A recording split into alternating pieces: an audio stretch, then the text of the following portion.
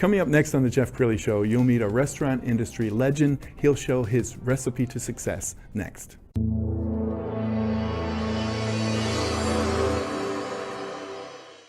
Many are predicting that the worst is yet to come, which is unfortunate, said one person here.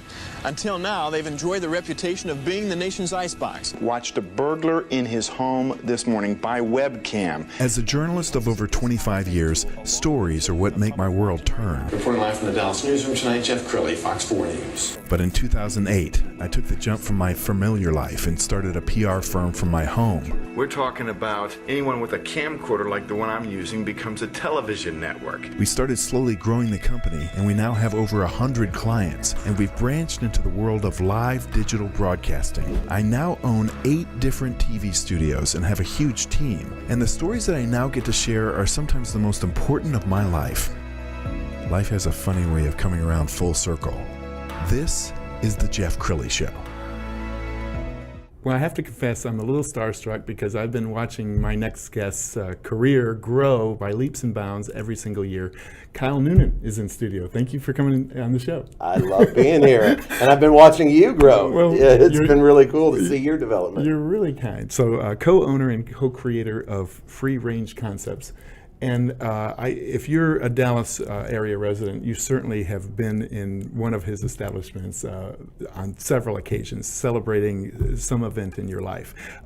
Let's, if we can, tell us about the very beginning. How did this all start? So we started Free Range Concepts, and when I say we, I mean myself and my partner, who was actually my college roommate at SMU. And everybody that meets us very quickly understands our roles in the company. He's certainly the smart one. He graduated valedictorian at SMU. He was the president of our fraternity. I was the social chair. And so we... Does that mean you were the party? Yes. My grades were not valedictorian worthy, but you were studying. I made it through. I graduated. But so we, we always knew, even back in college, that we wanted to do something together. We just weren't sure what at the time. So after college, he went into the Wall Street investment banking world, where all the smart people went. I went into the restaurant world. And I found a career that I loved. I fell into it. In college, I was waiting tables for beer money. And I remember telling my parents when I was a senior in college that I think, this company, Pappas Restaurants at the time, so Papado, Pappasito's, Pappas Brothers Steakhouse, that company, they offered me a job in management. And my parents were so mad. They were like, you did not go to college for 4 years to go be a restaurant manager. And I was like, well, I don't really know what else I want to do, and I'm kind of good at this restaurant thing, so I'm going to give it a shot, and I'll do it for a year, and then I'll do something. I'll get a real job. That stuck, and I was with that company for 13 years.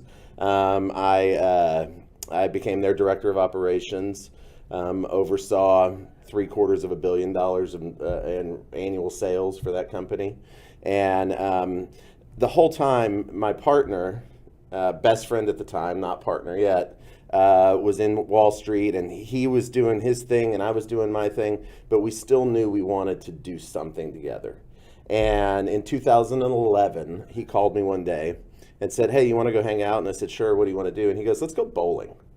And I was like, okay, that's weird. I haven't been bowling since I was 13 years old, and where do we go? And he goes, I don't know.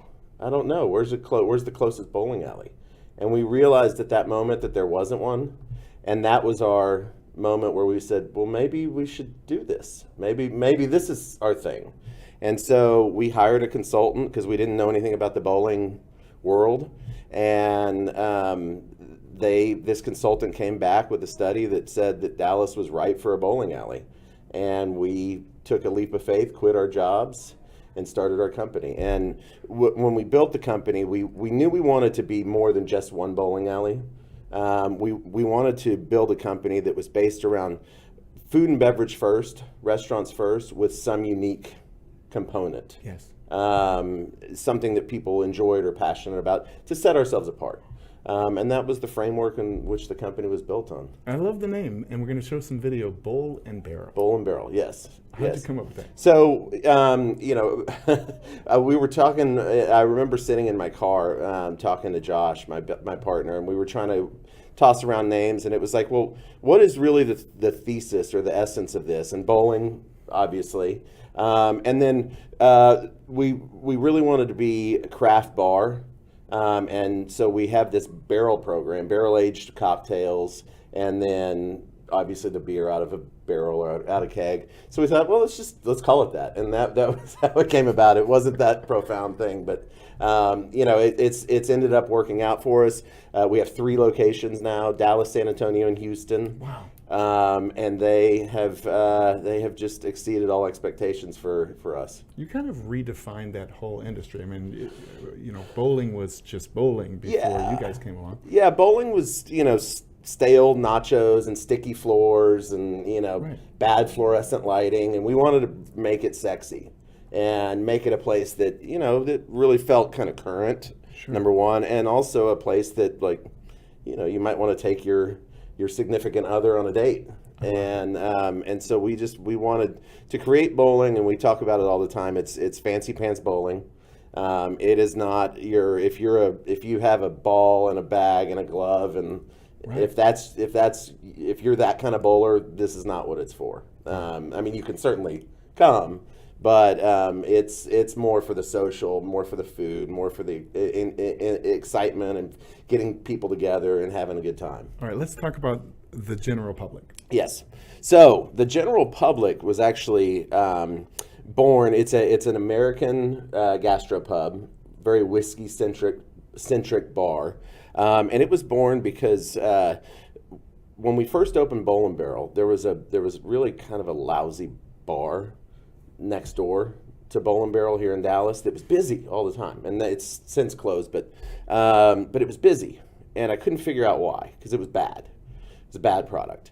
And so I got to know the owner, and I said, so where's your business come from? And he said, honestly, about 80% of it comes from Bowl and Barrel, because we would be on a 2-3 hour wait. People would come in, put their name on the list, and then go next door. And so we just decided, instead of feeding our neighbor, we might as well be our own neighbor. Yes. And so moving forward on the next 2 Bowl and Barrels that we opened, San Antonio being first and then Houston second, we said, let's just open a restaurant bar next door to Bowl and Barrel, that when we are on a big wait, people can come to us instead of go to somebody else. Brilliant. And so we have this concept, and we love it. And that concept in particular is one of my favorites, because it's our kind of our R&D kitchen, tinkering. We get to play around with recipes. We get to be a little bit more funky and outside the box and tinker with things in the kitchen. So it allows for my creative freedom. Yes. In the kitchen, to be able to kind of come through and let's try different things, and then if it works, then we might roll it out on other brands. Okay, the Rustic. Yes. Everyone knows the Rustic. Yes. So the Rustic came about. My business partner and I was the best man in his wedding, and his bachelor party was down in the Texas Hill Country at a friend's ranch, and we were outside, grilling steaks and listening to music and drinking beer under the stars, and we looked at each other and said, I think if we could capture this feeling into a restaurant, we could be successful. Because I think everybody has some nostalgic feeling or memory about being at a campfire or grilling outside, or open flame and stars and trees, and if you don't like that, it's your problem. I mean, everybody likes that, right? And I've been at the Rustic times when you'll reserve the whole restaurant for one group, and Sure. and it works. Yeah. I mean, it's a wonderful experience. Yeah, it does work, and I will tell you. So we now have 4 Rustics. Dallas, it was our original. Then we opened San Antonio, and then now we have 2 in Houston, and we are currently under construction in Denver and in Scottsdale, Arizona, for the next round of Rustics. But we opened it. We didn't know what it was going to be. The Dallas location is, when we built it, we thought we would be doing a certain level of volume, and we quadrupled what our highest expectations were, and it opened as the busiest restaurant and bar in the state of Texas. Wow. And the building, frankly, was not built to do that volume. The original one. Now we're building them, 4 times the size, and they're, they're built to do the volume. But the original Dallas one is still hanging on. We're holding it together with duct tape and bubble gum. But I think you've done a great job. I mean, I love that experience. Okay, Joe Leo. Joe Leo. So Joe Leo is named after my grandfather. His name is Joe Leo Romero, and he was a huge influence on my life. And I tell this story quite a bit internally to our company. But when we first opened the Rustic, he came in town. He was 84 at the time. He's since passed, but lived a great life. But when we first opened the Rustic, he was there. I was running around, busy, just trying to manage a restaurant that was jam-packed. And he, about an hour into it, he grabbed my arm like this. He grabbed my elbow. Mm-hmm. And he called me Hito, which is little boy. And he said, Hito, take a minute, look around. And I did. He said, God has blessed you with a thriving business. You need to take a minute every day to give thanks. And I always get emotional when I hear this. But that he was just a profound guy in my life, and he taught me a lot about food and a lot about family and culture. And so when he passed, I was like, I want to do a restaurant that is kind of paying a tribute to him. And so we opened Joe Leo Cinco de Mayo of last year, coming right out of a pandemic, which was pretty risky to do a new concept. And not to mention a new concept, but another Tex-Mex restaurant in Dallas, because we don't have enough of those. Right. But we did it, and it was a smash hit, and it's really worked. And so we're proud of it. We love that concept, and we're looking at growing that brand. Okay, one final concept to talk about, Mutts. Yes. So Mutts was actually our second concept that we opened. So we opened Bowl and Barrel. Okay. In 2012, and then 6 months later we opened Mutts.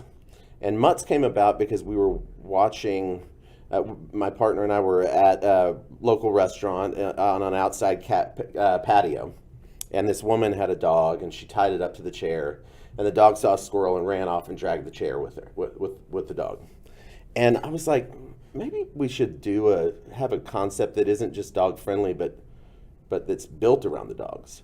Because again, going back to our thesis of we want to be restaurant and bar with something. So for example, Bowl and Barrel is a restaurant and bar with bowling. The Rustic is restaurant and bar with live music, as opposed to a concert venue that serves food, because I think fundamentally that changes how you operate. Correct. So we thought, why don't we be a restaurant and bar that has a dog park? And so that's how Mutts was born. It's a membership-based dog park, so all of our dogs are members. It's almost like a country club for dogs, and they pay a monthly membership fee to come in and use the park. And then we have bark rangers in the park cleaning up after the dogs and making sure the dogs are taken care of. And all the while, you can sit back and have a margarita outside and let your dog socialize. And it's just been a wonderful concept. We have 3 of those. Wow. Dallas, Fort Worth, and then our newest one is up in Allen. And we are growing that very quickly too. We've got Austin, Arizona, and Colorado coming online pretty soon. Well, Joe Leo is right. I mean, you are truly blessed. Yes. And to be as humble as you are, I mean, that's the thing that strikes me about Kyle, is that you haven't let it go to your head. You're just a same guy I met a decade ago. Yeah, well, I might find people that could argue against that. But the restaurant industry is a really tough industry. There are concepts that, famously in Dallas, you can't get in for a year and then they're closed. Sure. Dallas is fickle. What have you found, because you have concepts all over the state, what's the secret to creating kind of a legacy brand? Sure. Well, I mean, great question. And one thing I will say about the restaurant industry in particular does have kind of a bad rap for being a very difficult industry. I would argue any industry to be good at is difficult. Your industry, it's tough to. You can't just do it. Right. You have to be good, and you have to get some breaks, and you have to grind. And the failure rate on restaurants are so high historically, just because a lot of people go, oh, you know what, grandma's spaghetti sauce. I know how to make grandma's spaghetti sauce, so I'm going to open a restaurant. Right. And it's not that. That's not what it is. And so typically, when you go into a business, you better know what you're doing more than just like I have this one thing, right? And fortunately for me, I spent the 10,000 hours required Right. in the business, learning it and understanding it, and so that's helped us a lot. But I would say that one of the things that we talk about every day internally, and this is really what we're here for, is our mission statement. And our mission statement, when we first opened the company, we had this long mission statement that my partner and I drafted, and it was just, filled with a bunch of corporate jargon, and we were so proud of it. We thought, oh, this is brilliant. All these big words. And about 8 months into the company, I went around asking people what the mission statement was, and nobody had any idea. Nobody could recite it. And I don't blame them. They couldn't. It was too long. It was too wordy. And so we set out to try and boil our mission statement down, reduce it down to really what it is, what we're here for. And we took it from a paragraph to a few sentences, from a few long sentences to a few short sentences, to all the way down to where we got it to 7 words. And when we got to those 7 words, we were very close, and it was to create remarkable memories for our guest. And we decided we could still go further and take it down even more. So we removed for our guest. And it's to create remarkable memories as our mission statement. And the reason why we took out for our guest, because we wanted it to be beyond just for our guests. We wanted it to be for each other, for our community, for vendors, anybody that we come in contact with. We wanted to create a remarkable memory. Wow. And so that is really what we talk about every day. Every meeting we ask, to tell us about a remarkable memory that you saw or created. We open and close with that every interaction. So it's always on our mind, and it's always about taking care of people, and the rest kind of works itself out. I mean, everybody's Miller Lite tastes the same. It's about how you can present that Miller Lite in a way that is remarkable. Kyle, I'm truly honored. I didn't know many of these stories that you told me, and it makes me admire you even more. I can see why you're so successful. Well, thank you. Yeah. Thank you. We're going to end with the website, which is freerangeconcepts.com. Kyle Noonan, thank you for coming on the show. Hey, thank you. It's good to see you again. It's too long. That's it for now. We'll see you next time.